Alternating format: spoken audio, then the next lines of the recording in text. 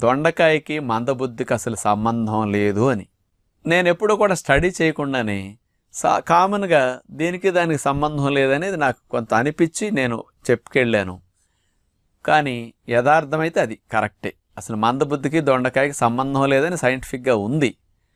కానీ దీన్ని ఇంకా సైంటిఫిక్గా ఏదైనా ప్రూవ్ చేసిన విషయాలు ఏమైనా ఉంటే దొండకాయ మీద ఎవరైనా స్టడీ చేశారా అనేది నేను వెతికించాను అన్నమాట. ఒక ఆశ్చర్యకరమైన విషయం మీకు ఇప్పుడు చెప్పబోతున్నాను.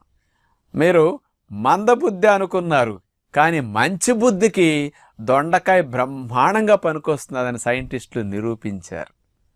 మరి అలాంటి గొప్ప రీజన్ని, ప్రూఫ్ని మీ ముందుంచబోతున్నాను ఈ రోజున.